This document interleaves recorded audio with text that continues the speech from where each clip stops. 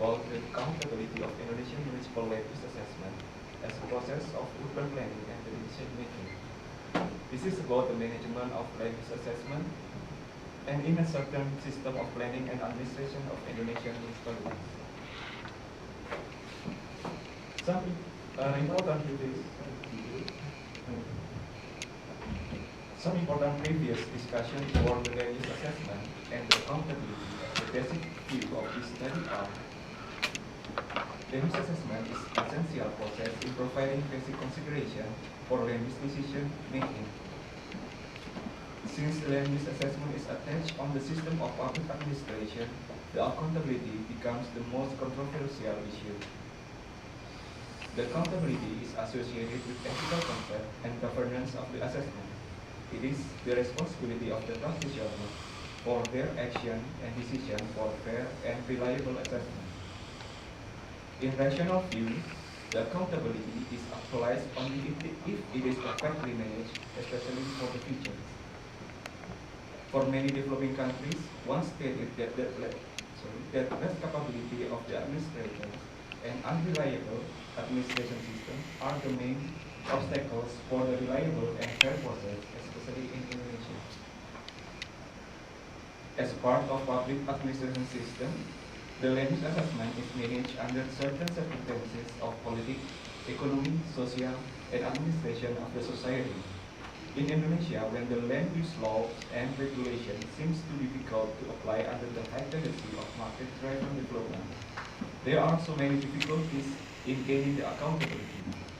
Moreover, by less capability of the authorized practitioners, the process becomes untransparent, unreliable, and unexplainable for the public to control.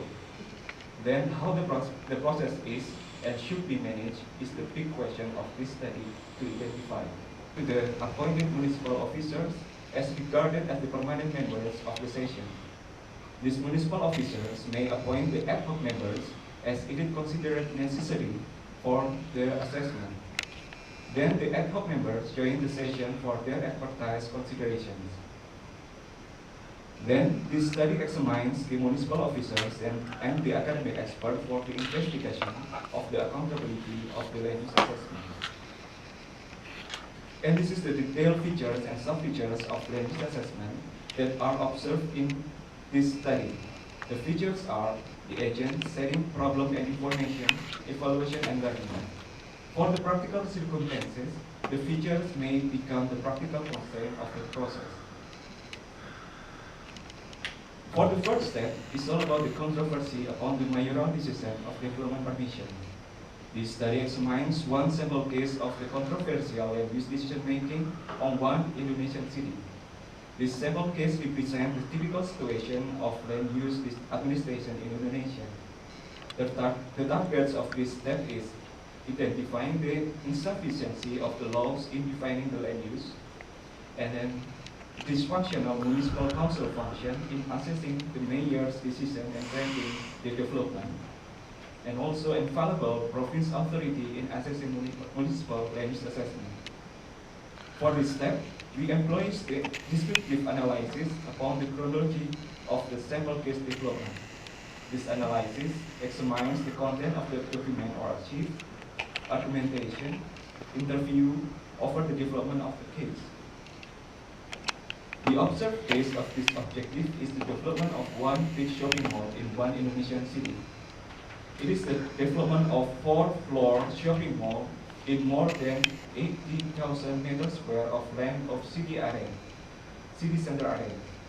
It was firstly permitted by the mayor in 2003, that was followed by the public rejection on 2005. According to the municipal spatial plan, the area of development was appointed as development area for residential and national education facilities. From the pre-evaluation of the practical and practical constraint of land use assessment, agent, setting, problem and information are accounted as the practical or real constraint of land use assessment. Meanwhile, evaluation or learning is considered as the impractical or unreal. In this case, evaluation and learning is considered as the consequences of the recycling process of land use assessment in Indonesia. To define the interrelation among the features, the mental analysis is conducted. Two important resulted values of this analysis are the prominence values. It represents the significance value of each constraint as a practical constraint of land use assessment. It is figured as x-axis of the interrelation graph. And the relation value, it is represent the influencing value of each constraint to other constraints. Positive relation value means the constraint influence other constraints. Negative relation value means the constraint affected by the other constraint. This is figured as y-axis on the interrelation graph. This table shows the resulted value of prominence and relations by the mental analysis. Here, agent and setting has positive relation value, means these features are influencing constraint of the land use assessment. The problem, information, has negative relation value, means these features are the effective constraint by agent and setting. Meanwhile, the evaluation and learning are indicated as near-sum value or zero value. Therefore, this feature is considered neutral in the relation with other features. Based upon the value, the interrelation graph can be built. Here, the discrepancy between the discrepancy between one constraint to others determines the strength of influence relation. In case of agent, the discrepancy of two information shows that the agent has more influencing power than the setting or two problems. Translated into the practical relation among the features, here the agent is the most influencing feature for the other features. Agent influence information more than neither problem nor setting. In practice, agent controls the information in order to define problems and design the setting of the use assessment. Here, agent has opportunities in direct the land use assessment into the desired assessment process. Agent may determine the setting of land use assessment by controlling the information toward land use case and the definition of the problem. This situation represents the authority of the coordinator of land use assessment, and the agent is the most crucial constraint for the accountability. These differences have occurred because the ideal and conceptual assessment requires the perfectness of entire land use assessment features. Here, the practical uncertainties of land use and the institutional system should not be should not be accounted. Meanwhile, for the practical, these features may be imperfect. Then the agent plays the controlling roles for the imperfectness. The important findings for the third steps are: the expert and officer have the same perspective of the real and unreal constraint. They consider agent, setting, problem, and information to be the real constraint of the land use assessment. No significant differences between the academic experts and the municipal officers in their selected constraint. A gap of priority of the constraint between the conceptual and practical land use assessment has been found. From the conceptual perspective, problems and setting are important, whereas agent and setting are important for the practical land use assessment. Agent is the most important constraint for the practical land use assessment by the capabilities in controlling the other constraints. The proposed improvement from this study are: for the situation of agent, or certain ad hoc membership and expert involvement is required. And since the legitimacy is crucial for the agent, the ad hoc membership should be certainly defined by the laws. For setting, the institutional position of land use assessment in the face of power or authority of decision making should be strengthened. Other is ensuring the appropriate accommodation of land use assessment conclusion into the final decision. Then the application of this study toward the practical land use assessment in Indonesia are: for legitimacy of the agent, certain characteristics of the members dealing with the specific expertise and experiences should be stipulated by the new law. For the number of agents, balancing number of ad hoc members and the permanent members should be substantially measured. For the institutional position of land use assessment, more publication about the work of land use assessment and the conclusions is required in gaining the public consideration toward the final decision. For the institutional position of the setting, proper explanation of the mayoral decision and the accommodation of land use assessment conclusions should be communicated and assured. For the criteria and limit regulation of the problems, law improvement for the clear, legal, and regulatory definition of land use is necessary, dealing with a certain characteristic of the development. And the last, for the completeness and validity of the information, improvement of the land information system is necessary to be done, related to the circumstance of the land, such as the cadastral system, environmental and ecological system, and also socio-economic values of the land. The future important discussion by this study are: for the circumstance of the agent, definition of the planner's roles as the practitioners of the land use assessment is one important future discussion. Since the negotiation, compromise, and consensus become the nature of land use assessment, certain perspective of the planner for urban development should be further considered.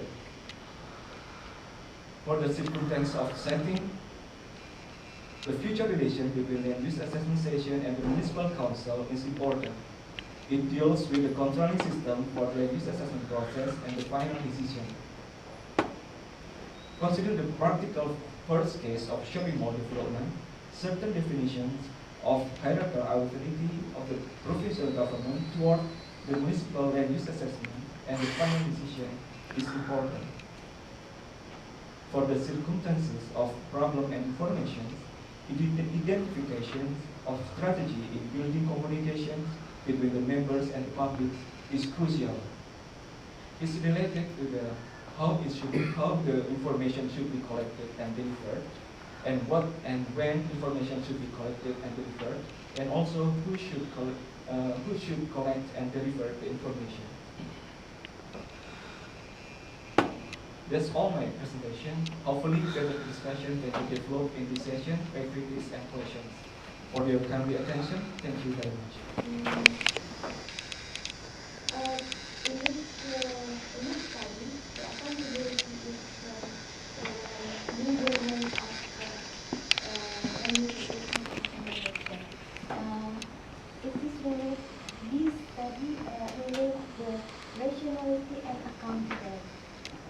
How the rationality can be used to measure the accountability of the risk assessment in Indonesia.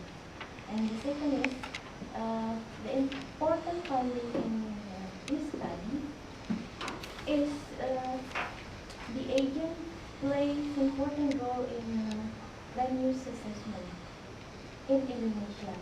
I wonder that agents in land use assessment in Indonesia is so many parties involved in it. It is the general agent that can be important thing in resolving the land use assessment in Indonesia, or which agent here plays the major power to decide the land use policy in Indonesia and make it a better land use assessment. That's how my question. Thank you very much. Okay. My first question is relation with the accountability and nationality. And the second question is what kind of agent is important in the assessment? Thank you for the question. about the relation between the accountability and rationality. Uh, the discussion is very large discussion about the accountability and rationality. Firstly, what we have is the concept of accountability itself. The accountability itself is it's about the transparency, reliability of the process, and the explainability of the process. So, in order to achieve this transparent, reliable, and explainable, we need kind of sensible, reasonable, and acceptable process.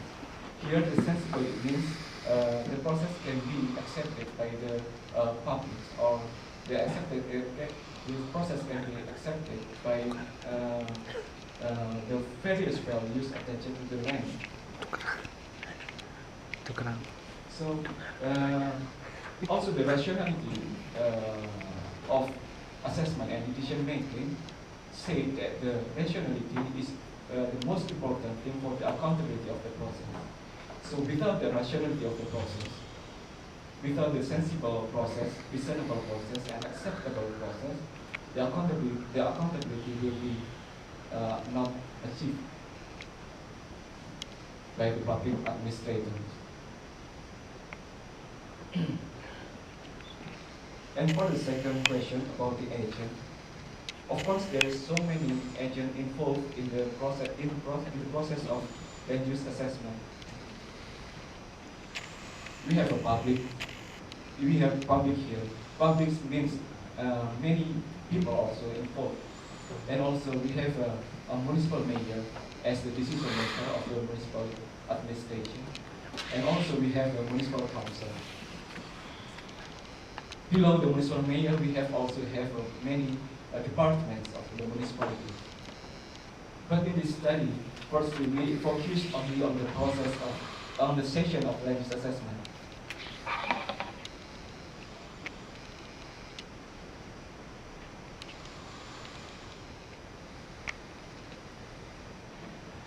Here, we focus on the relation between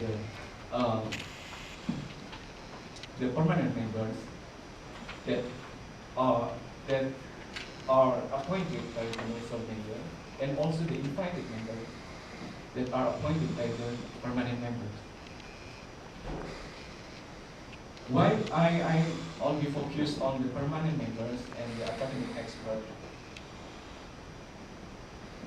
Actually, in the invited members, they are also we have also private investors and owners and other representation of public. But in this study, I focus on the academic expert and the permanent members by the reason of their experiences and their knowledge about the land use assessment. Because I need to investigate the management, I need the observed practitioner who has sufficient comprehension toward the management itself, the institutional way and the practical way.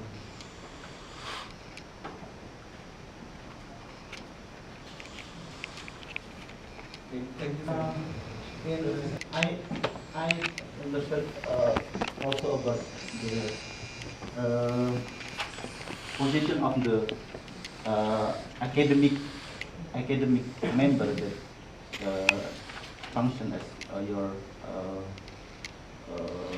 for your HE, because in that situation, because I'm in there, I work at their situation and I know a little bit about the problem. I know that commonly know that Brawijaya University have had a policy that they refuse the build of the MATO NPS. And why?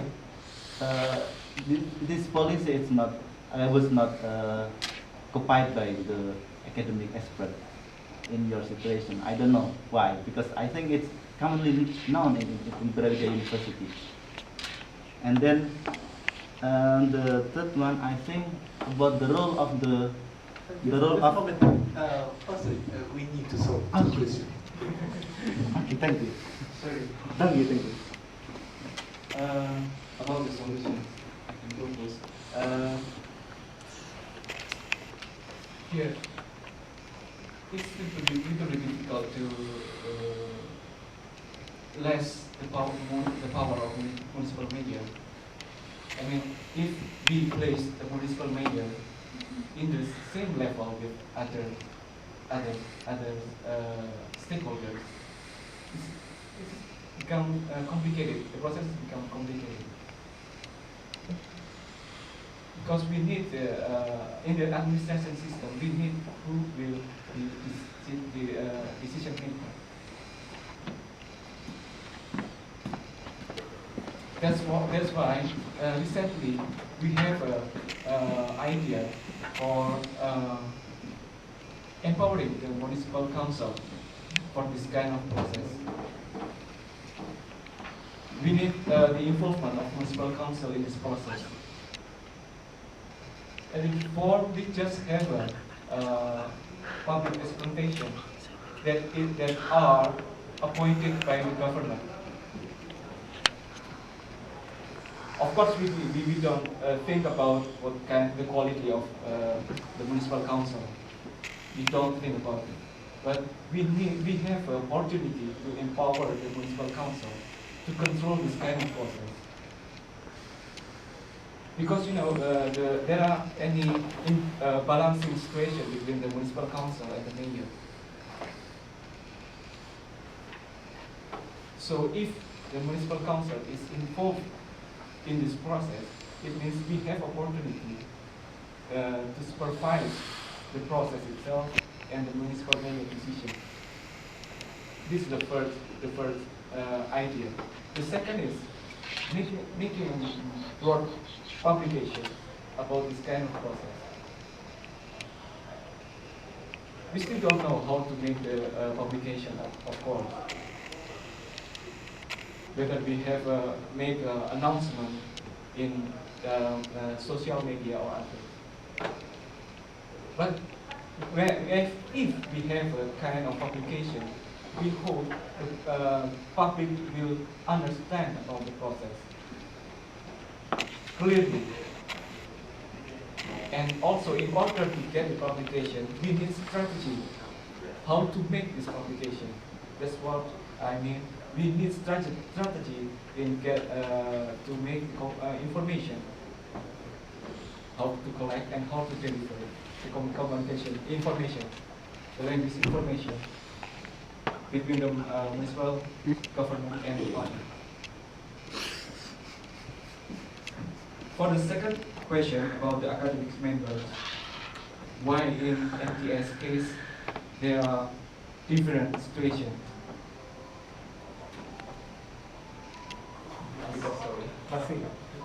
This project, or we can make some assessment before the land use change can be considered as low impact or high impact, or we just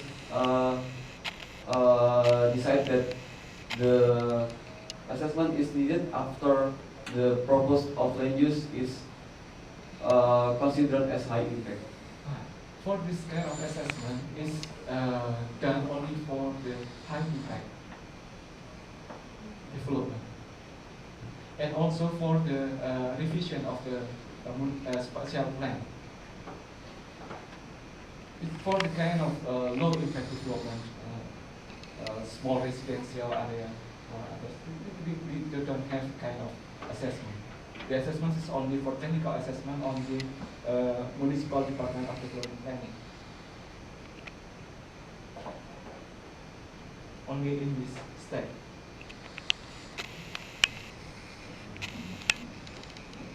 For low impact, it's just only in this step for the assessment.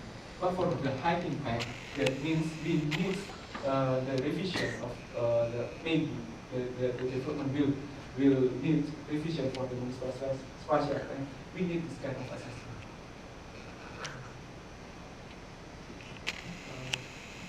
Because what I know, but please if I'm wrong, because as I know that the land use actually is designed for long term. I mean, Yes. 5, 10, and 25. So what is the position if I propose the changing of the land use? Because we have to revise the law of the land use. Yes, you are right. In municipal spatial plan, the term is 5 years or maybe 10 years for the general spatial plan. But this plan can be revised every year if the government wants to revise. This study is applicable for the protected area because I think the protected area we need more strict entry in land use assessment. And then the second thing is actually quite similar with the one that asked by previous question, that the development of, in your case, the development of Malang Town Square was permitted by municipal measure in 2003, but rejected by the inhabitants in the next year. 2005, 2 years later. Here is 2004. Yeah, okay. My question is, in the spatial planning that already have in Malang, did they involve, I mean, those who in charge in making the spatial planning, involve the inhabitants to develop their spatial planning? For the special plan. Yes. I mean, because here you said that the inhabitants reject the plan for developing the Malang concept. The rejection is not a first. It's not a formal rejection. I think we have kind of protest or something. Then it becomes a formal because it involves the academic expert. Because the academic expert is become the representation of the opposite public. But is it formally rejected? They are just opposed. First, they are not formal, but then become formal because they Formal rejected. reject. Rejected by the residents. Yes. So it is not rejected by the government. Not rejected by the government, but No government. Just rejected or forced by the people. And for the first question about the applicability of this research, for the conservation area, is it for the conservation area? We have to define what kind of conservation area. Is it a municipal or in a municipal site or the national site? If we have a conservation area in the national site, it means we need the hierarchy between the national, provincial, and the municipal. As we have an MTS case, we need the hierarchy between the provincial and municipal to control this kind of situation. I'm Thailand. Thailand. I'm from Thailand. The first question is because I cannot understand. Maybe can understand 5%. The first question is why you select Malang Town Square for a case of factual land use assessment? And another question is because Thailand and Indonesian almost same, how can you use your knowledge to help my country also? And like if you finish, if you graduate, how can you use your knowledge or maybe your publication to help my country also? Thank you so much. Thank you very much for the questions. About why I choose Malang Town Square as a case. The critical point is that this case is typical situation. It's the typical situation of the decision making in land use development in Indonesia. We have many kinds of case, but this case is I think, the most complex case, because the process is quite long, and also we involve many kind of stakeholders. So many argumentations, many opinions are involved in this case. That's why I choose this case for as the sample case of land assessment in Indonesia. For Thailand, this is as we said also in the previous discussion, that in ASEAN, East Asian countries, the situation is almost the same.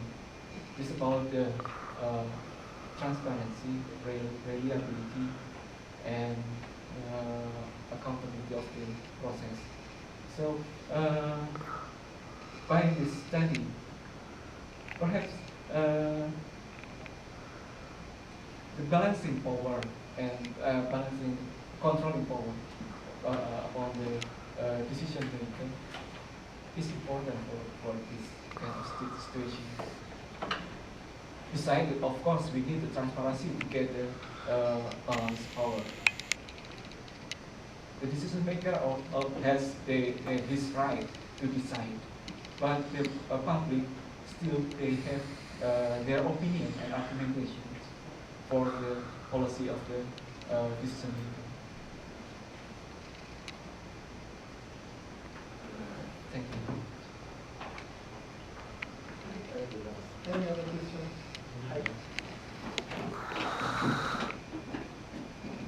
Objection about the land use change, and for the rest, I mean, after the revision of the detailed plan, is there any what is the public or residents I mean, the acceptance of the resident about the land use change, and how the government or the governments to explain to the public or residents about the land use change to the MTS projects. Thank you. About the resident objections, until now still we have the objections. The objection is still going. I mean, the process of the provincial court is still going, but still going nowhere without certain situation. I mean, certain decision for the certain judgment for the court, from the court. The process is still going. Improve very much. So, I think it is not your study area, but I want to know the law of non-government organization on the land evaluation. So, if you put accountability, so civilian control or check is very important. Yes. So, any NGO member, role of NGO member is very important.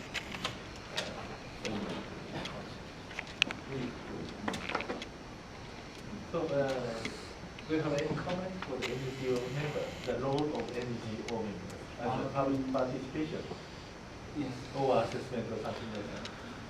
Yes. This is the NGO is important part for the process actually. But I'm sure for this study, I also concerned about the academic experts and municipal government. For the NGO,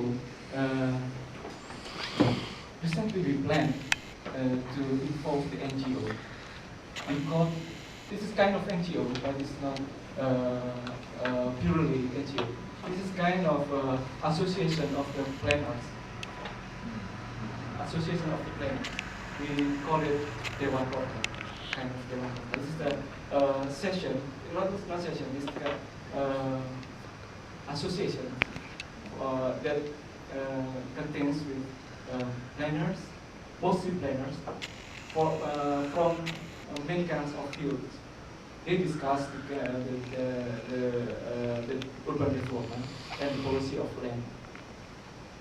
And if government wants, they can be their consideration can be invited. This is kind of trying for improvement of this system. But still we have problems how to control this improvement.